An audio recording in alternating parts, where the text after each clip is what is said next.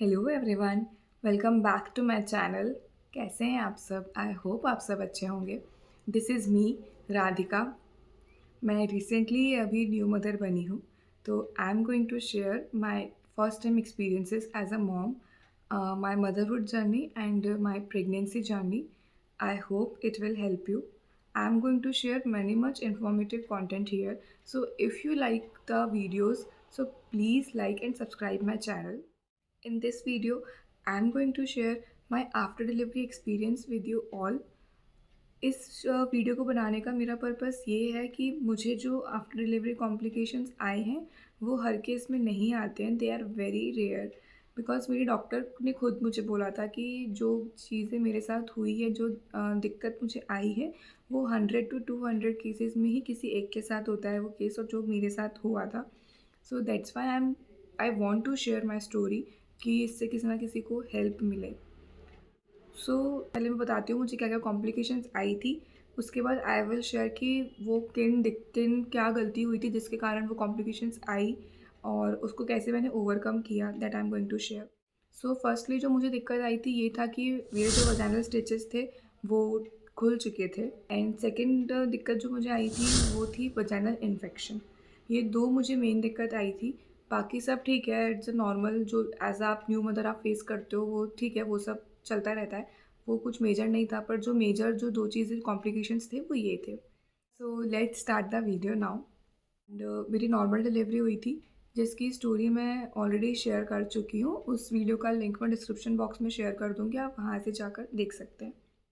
मेरी normal delivery हुई थी एंड एवरीथिंग वाज नॉर्मल. तो मुझे और मेरे बेबी को 2 दिन हॉस्पिटल में रखा था under observation, and second day हमको डिस्चार्ज मिल गया था, हम लोग घर आ गए थे.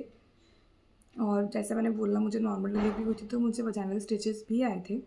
मुझे 5 स्टिचेस आए थे, और वो जो स्टिचेस थे ना वो ऑटोमेटिकली एब्जॉर्ब होने वाले स्टिचेस थे. वही लगते हैं सबको आजकल, जो ऑटोमेटिकली हीलिंग होगी और टाइम के साथ वो गल भी जाएंगे. वही स्टिचेस मुझे भी आए थे. बट हुआ क्या ना, जैसे ही हम घर आए मुझे 2 दिन तक तो ठीक है, स्लाइट मतलब पेन था, मुझे बहुत अनकंफर्टेबल भी लग रहा था, मैं फीड प्रॉपर नहीं करा पा रही थी.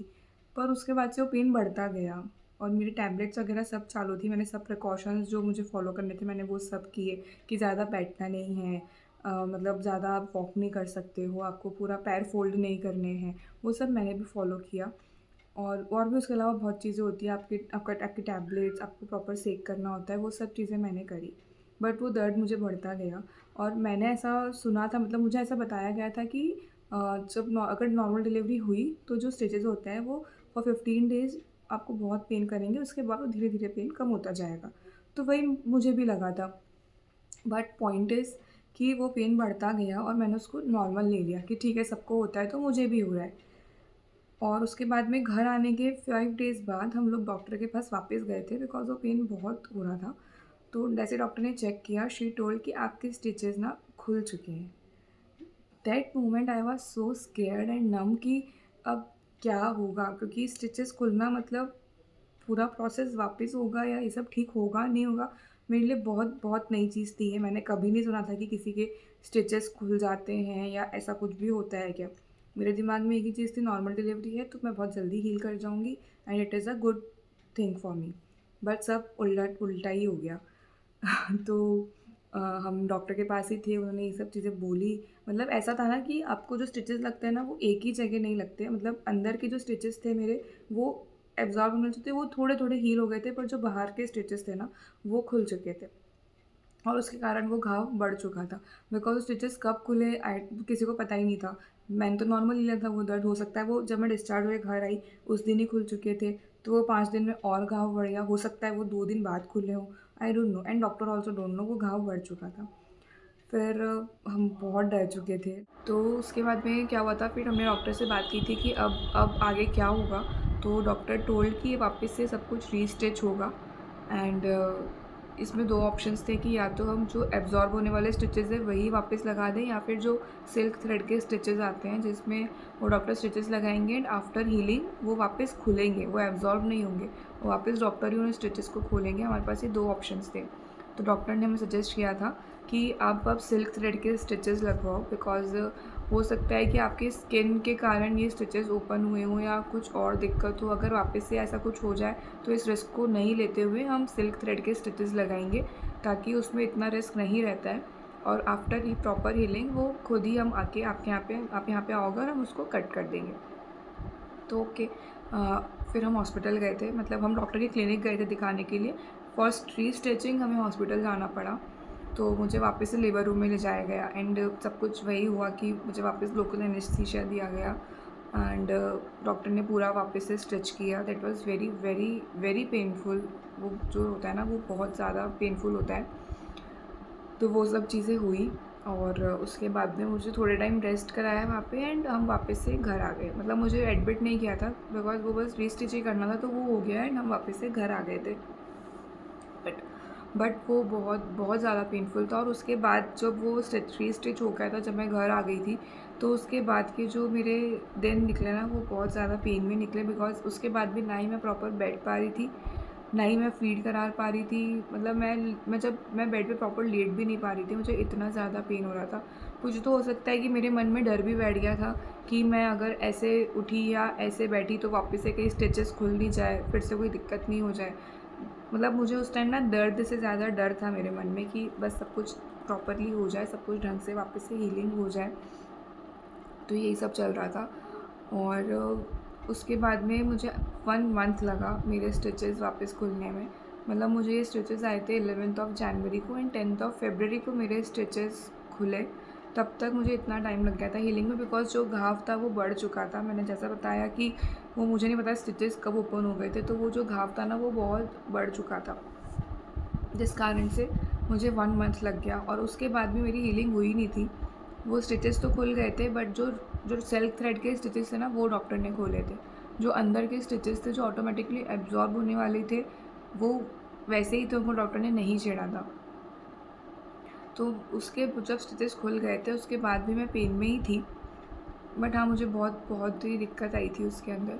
अब ये हुआ क्यों था ये मैं बताती हूँ, क्योंकि उसमें मुझे डॉक्टर ने भी यही बोला कि अगर आपने सब प्रिकॉशंस फ़ॉलो किए हैं और सब चीज़ें प्रॉपर रही हैं तो स्टिचेस खुलने नहीं चाहिए थे।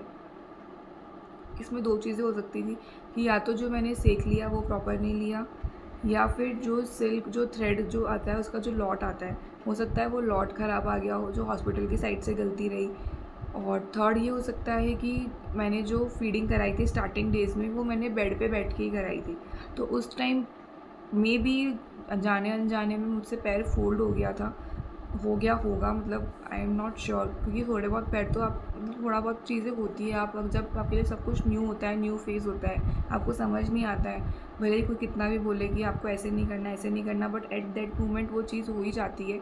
तो मुझसे भी 1-2 बार पैर, ज़्यादा नहीं पर थोड़ा बहुत फ़ोल्ड हो गया हो, तो उससे वो चीज़ स्टिचेस खुल गए हों। No one knows the reason कि क्यों हुआ था एग्जैक्टली। तो ये सब चीज़ें ना आप लोग ध्यान रखना, आपके डॉक्टर से पहले ही समझ लेना कि कैसे कैसे आपको सब कुछ है ना फॉलो करना है, क्या प्रिकॉशंस फॉलो करने हैं, कैसे सेक लेना है, सिटिंग का समझ लेना। बिकॉज ना इन सब चीज़ों में बहुत इशू आता ही है, पूरा न्यू फेज़ रहता है, हमें समझ नहीं आती चीज़ें, और मेरे साथ बहुत दिक्कत हुई थी, मैंने बहुत सफ़र किया है। तो इसके लिए प्लीज़ आप जैसे आपको थोड़ा भी लगे ना कि बहुत ज़्यादा पेन है, ऐसा कुछ लग रहा है अनकंफर्टेबल, कुछ ओवर लग रहा है, तो at that moment please visit your doctor. मेरी जैसी गलती मत करना कि चीज़ें लाइट ले लें हम और बाद में डॉक्टर के जाएँ तब तक वो चीज़ बहुत बढ़ चुकी हो। तो ये है। सेकंड, मुझे जो वजाइनल इन्फेक्शन हुआ था, वो हुआ कि जब मेरे स्टिचेस खुल चुके थे, जो सिल्क थ्रेड के स्टिचेस थे, बट मैंने बताया ना कि जो अंदर के स्टिचेस थे जो एब्ज़ॉर्ब होने वाले थे, डॉक्टर ने उनको नहीं छेड़ा था। तो वैसे क्या होता है ना, जनरली हर केस में वो 1 से डेढ़ महीने में वो स्टिचेस ऑटोमेटिकली गल जाते हैं, बट मेरे केस में वो भी नहीं हुए थे एब्ज़ॉर्ब। और जो वो थ्रेड थे अंदर, वो मुझे इतना इरिटेट कर रहे थे कि मैं अभी आफ्टर 1.5 मंथ्स ही मैं ढंग से खड़ी नहीं हो पा रही थी। मतलब मैं 10 मिनट से ज़्यादा खड़ी नहीं हो पा रही थी। तो मैंने वापस डॉक्टर को विज़िट किया कि अभी जब सब कुछ ठीक है तो अभी क्या दिक्कत हो रही है। तो जब उन्होंने चेक किया तो वो स्टिचेस नहीं गले थे, और जो वो थ्रेड था अंदर, वो मुझे बहुत इरिटेट कर रहा था, और उस कारण से वो वजाइनल इन्फेक्शन हो गया था मुझे। मतलब उसमें ही मुझे इतनी दिक्कत हो रही थी, मतलब इचिंग और इरिटेशन, जलन, मैं खड़ी नहीं हो पा रही थी, वो सब चीज़ें मेरे साथ में हुई। तो उसका मुझे अब मेरा अलग ट्रीटमेंट चला। और मुझे 2 मंथ्स तक तो मैंने मेरे बेबी को चेयर पे ही फ़ीड कराया। मतलब मैं ढंग से गोद में ले भी नहीं पाई थी बिकॉज़ ना मैं पैर फ़ोल्ड कर सकती थी, मेरे सिल्क थ्रेड वाले स्टिचेज़ लगे हुए थे, मैं ऑलरेडी खुल चुके थे स्टिचेज़, तो मैं इतना डरी हुई थी कि मुझे ये था कि जब तक डॉक्टर बोलेगी ना, मैं उसके 10 दिन बाद भी ज़्यादा प्रिकॉशंस रख लूँगी, बट अब मुझे वापस ये सब दर्द नहीं सहन करना है। तो बहुत बहुत दिक्कत आई थी मुझे। वजाइनल इन्फेक्शन में जो दिक्कत आई थी वो मेरा नॉर्मली टैबलेट्स वगैरह से ठीक हो गया था, और अभी मुझे 2.5 मंथ्स कंप्लीट हो गए हैं। अभी मैं पैर वगैरह भी फ़ोल्ड कर रही हूँ, अभी सब चीज़ें ठीक हैं, नॉर्मल स्टेज पे आ रही है, और मुझे 95% हीलिंग हो चुकी है। 5% मुझे थोड़ा-थोड़ा लगता है कि अभी थोड़ा-थोड़ा सा पेन है, कुछ है, तो वो विदिन द टाइम, मतलब 3 टू 4 मंथ्स तो वैसे भी लगते हैं आपको पूरा हील होने में आफ्टर डिलीवरी, तो वो हो जाएगा। तो या इट वाज़ माई एक्सपीरियंस। इस पूरी स्टोरी से मैं बस कुछ चीज़ें आप लोगों को बताना चाहूँगी कि सबसे पहली बात तो जो चीज़ें मेरे साथ हुई है वो ज़रूरी नहीं है कि वो सबके साथ होगी। तो आप डिमोटिवेट मत होना। अगर आपकी नॉर्मल डिलीवरी है तो प्लीज़, या सी सेक्शन है, कुछ भी है, तो please take care of yourself properly. आप आपके डॉक्टर से अच्छे से समझ लेना कि आपको कैसे-कैसे आपकी केयर करनी है, बिकॉज़ कुछ भी दिक्कत नहीं आनी चाहिए। ऑलरेडी न्यू फेज़ होता है, हमें बच्चे को फ़ीड भी कराना होता है, सब चीज़ें रहती हैं, तो प्लीज़ आप सब कुछ अच्छे से समझ लेना पहले कि आपको कैसे-कैसे आपका प्रिकॉशंस फ़ॉलो करना है, क्या ध्यान रखना है। सेकंड थिंग, जैसे ही आपको कुछ भी ओवर अनकंफर्टेबल लगे, please visit your doctor immediately.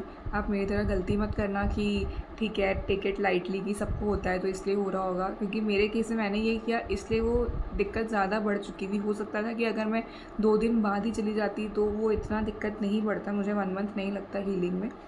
तो ये सब चीज़ें हैं। और हाँ, थर्ड चीज़ ये है कि मुझे ऐसा लगता है कि जैसे आपकी डिलीवरी हो तो फॉर 1 मंथ आप सिर्फ चेयर पे बैठ के फ़ीड कराओ। अगर आप बेड पे कराने से कंफर्टेबल हो तो इट्स ओके, बट मेरे केस में मुझे चेयर पे फ़ीड कराना ज़्यादा कंफर्टेबल लगा था, बिकॉज़ आपको ना उसमें पैर फ़ोल्ड करने होते हैं, आप अच्छे से बेबी को होल्ड कर पाते हो, एंड या use feeding pillow for the same, because feeding pillow ना मुझे तो बहुत हेल्प किया, तो वो आप ले सकते हो। ये सब चीज़ें हैं मेरी साइड से, एंड या दैट्स इट। अगर मुझे लगता है मैंने काफ़ी कुछ कवर कर लिया। इन केस आपको कुछ भी ऐसा लगे पूछने जैसा, तो you can comment me, I will surely answer. And या that's my story. If you like my story and if it helps you at any moment, then please like, share and subscribe the channel. Thank you.